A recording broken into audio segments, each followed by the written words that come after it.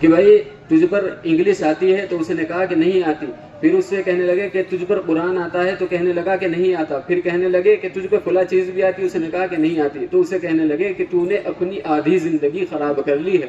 اس کشتی چلانے والے سے کیا کہنے لگے کہ تو نے اپنی آدھی زندگی خراب کر لی ہے۔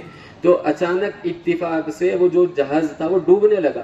تو اب اس جہاز جو کشتی چلانے والا تھا تو اس نے کہا کہ بھائی تیرنا بھی آتا ہے؟ تو انہوں نے کہا کہ نہیں۔ تو کہنے لگا کہ میں نے نحو صرف اور انگلش اور قرآن نہ سیکھ کر اپنی آدھی زندگی خراب کی ہے، لیکن تم سن لو، تم پڑھے ہوئے ہو کہ تم نے تو اپنی پوری زندگی خراب کر لی۔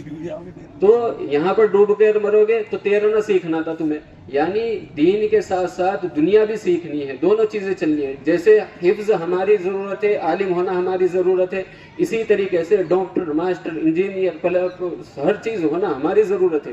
ہر چیز میں آگے رکھنا ہے، خود کو بھی آگے رکھو، اپنے بچوں کو بھی آگے رکھو۔ یعنی جب آپ خود ہی اپنے بچوں پر محنت نہیں کرو گے، یعنی پیدا کرنا کوئی کمال نہیں ہے، پیدا کرنا بچوں کو کوئی کمال نہیں ہے۔ جانور بھی اپنے بچوں کو پیدا کرتے ہیں، لیکن ان کی اچھی تربیت کرنا، ان کو اچھے مقام پر پہنچانا، یہ کمال ہے۔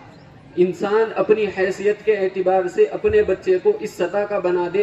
دیکھو ان پڑھ آدمی ہے، جو ان پڑھ آدمی ہوگا وہ صرف اپنا پیٹ پالے گا مزدوری کر کر، اور جو پڑھا لکھا ہوا آدمی ہوگا وہ 10 آدمیوں کا پیٹ پالے گا، اور جو ان پڑھ آدمی ہوگا اس کو کوئی پوچھنے والا نہیں ہوگا، اور جو پڑھا ہوا آدمی ہوگا تو اس کے پاس 10 آدمی جائیں گے، ڈاکٹر صاحب کے ہمیں فلاں دوا لے کے دو، اور جب کہیں پر ملیں گے بھی تو تب بھی تہذیب کے ساتھ بات کریں گے۔